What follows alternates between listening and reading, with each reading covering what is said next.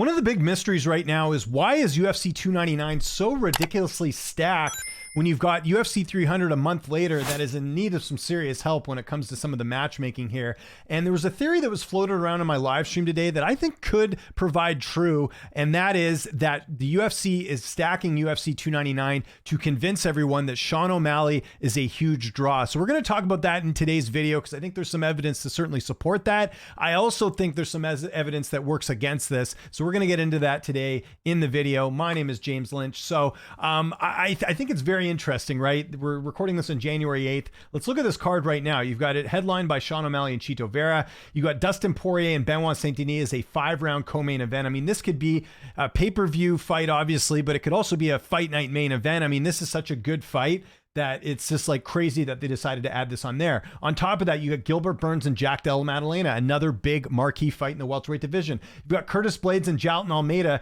which initially, when they first scheduled this fight, was a main event. Now it's on the main card of this card. You got Petr Yan and Song Yadong, another fight that could easily be a main event on another card. It is on the main card of this card. And then you've got a really fun matchup between Kevin Holland and Michael Venom Page, which, you know, very fun fight. Again, could be like a pay-per-view opener, which it is in this case, or it could also be headlining a fight night card. I mean, again, these are all excellent fights. It's not even talking about the prelims, which has Caitlin Chukagian and Macy Barber, big fight for the flyweight division. Mateusz Gamrot and Rafael dos Anjos is on the prelims. Are you kidding me? You've also got Pedro Munoz and Kyler Phillips. Like, this top to bottom right now, and they've still got to add some more fights, is huge. And right now is a far better card than UFC 300. Again, we have the rumored Leon Edwards-Bilal Muhammad fight. If that comes to fruition, that'll be a nice boost. You got Yuri and Rakic. To me, the fight of the card right now, Oliveira Saryukin, that's amazing. You got Kattar and Sterling, fun fight. You know, Sterling certainly would be on a pay-per-view just with him being a former champion. And you got Bo Nickel, which is always a marquee attraction just with the UFC trying to build him up. But the theory is O'Malley a pay-per-view draw? Some people feel like he isn't, including his last opponent, Aljamain Sterling, who has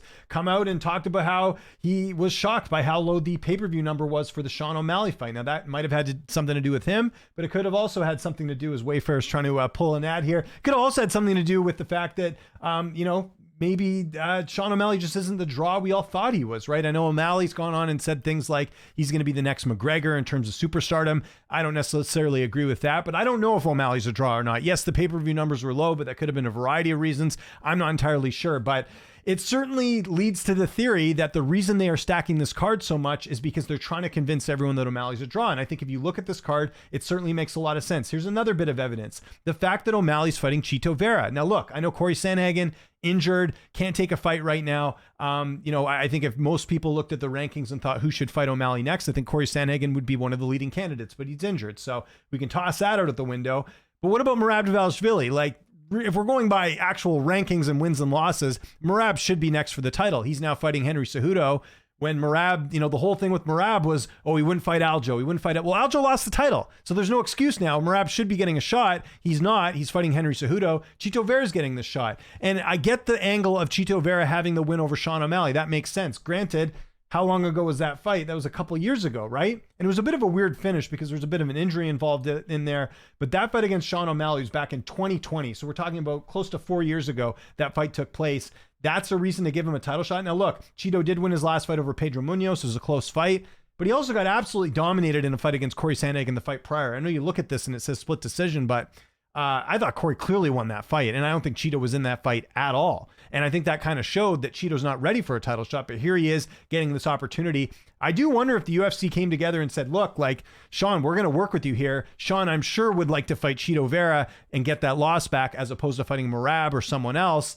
So I could, you know, that's another thing that kind of leads to this theory that maybe the UFC is trying to create a card that's favorable for O'Malley. They stack this card. They know people are going to watch. It's going to boost up the ratings. That helps O'Malley as well. And the fact that O'Malley got to fight Chito instead of someone else, I think also speaks volumes there. So I can see the argument from that side that they are designing this card as a way to boost O'Malley going forward. I kind of buy into that theory a little bit. But here are some reasons why I think this isn't a theory that's worth putting much stock into. And I'm going to explain why here. Number one is, you know, I mentioned the Dustin Poirier fight with Benoit Saint-Denis. Poirier does train in Florida. He trains at American Top Team. Maybe he wanted to fight at home as opposed to fighting on UFC 300. Maybe that could be the case. I don't have any proof of this, but that's one reason why maybe they wanted to put Poirier in this fight. So that's one example of why they stacked this card.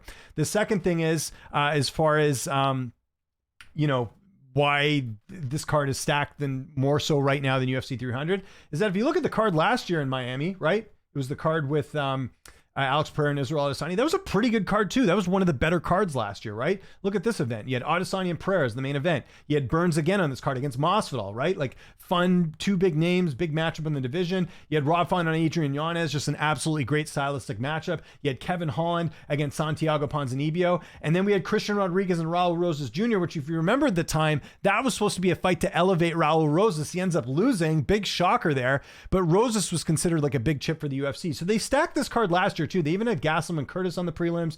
You had, a number of good fights here. So typically they have, treated the Miami crowd quite well in terms of a quality card. So that kind of puts that theory to rest as well.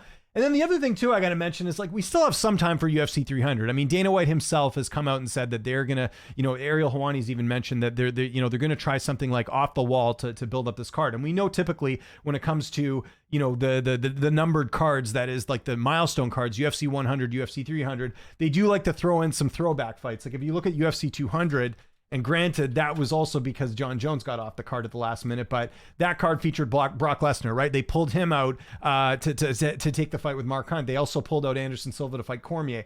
So they are very reliant on big names. Maybe that's what they pull out for UFC 300. I don't know what that's going to be. I still don't. Like everyone keeps asking me, what do you think is going to be the main event? I don't know, because I don't know what options are available right now. Like I really don't. Like I have a feeling Alex Pereira, they might try for this card to fight maybe Ankalaev if he wins this weekend. I don't know. I don't know what they're going to do, but like to me, I think there's some room for maybe them to do something crazy like that where they bring back an old name. So I'm not going to completely buy into this theory just yet as to stacking 299, as opposed to 300. I'm going to wait to see what the final 300 card looks like. And then we can judge whether or not, 299 is a better card. But I mean, it's pretty tough to compete with this card as it is right now, UFC 299, right? I mean, like this is just an unbelievable card. I wish I was going to this card. I'm not. I'm going to be covering UFC 300 instead. But yeah, I mean, look at that. That is a huge card, and you could pull any of those fights out and make those as main events for Fight Night card or even a pay-per-view main event. Some of these, right? Like, well, maybe not pay-per-view main event, but like they're all really, really big marquee fights. And it just seems odd that they're just going out of their way to stack this card, and they're not, doing the same for UFC 300. But again, like I think the UFC would make it much easier on themselves if they didn't do this, if they didn't stack the cards. I've mentioned this before, like even 298, they could pull some fights for that and put it on UFC 300. Like why is Whitaker and Costin on UFC 300? That would be a fun fight. That's on 298. Why isn't, Poirier and Saint Denis on 300? Why is Blades Almeida not on 300? Like there's a number of fights they could pull from this card to put on 300 and make their jobs a lot easier. But I kind of have a feeling they're maybe trying to go for more gimmick fights on 300, and they're just stacking this anyways. But I said this before, like when you stack cards like this, other cards will suffer. Like I don't even know what some of the cards going forward are going to look like when they're using up so much talent on some of these earlier cards. So that's where the UFC is going to shoot themselves in the foot. So do I think the theory is true? I think there's some case for it. I think the UFC does want to be in the Sean O'Malley business. I think they want to use him as a chip. I think they want to hope that he becomes the next Conor McGregor. So doing stuff like this, stacking a card certainly helps.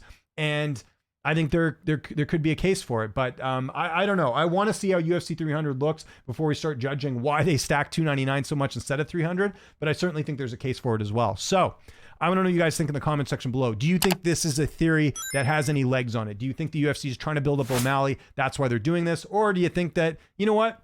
UFC just likes being generous to Miami. What's your theory? Why do you think 299 at the time of recording this January 8th is such a better card than UFC 300 right now? Why do you think that? I want to hear from you in the comments. Let's hear all your theories. I want to pull out all the stops here and hear what you guys come up with, because I don't really know the answer. I just think that, again, there's arguments on each side which support either argument. So follow me on Twitter, TikTok, Instagram at Lynch on Sports. Appreciate you tuning in. If you guys got any other video ideas or any other topics you want me to tackle, by all means, let me know in the comments. Always happy to hear your feedback. Talk to you guys soon. Appreciate you tuning in.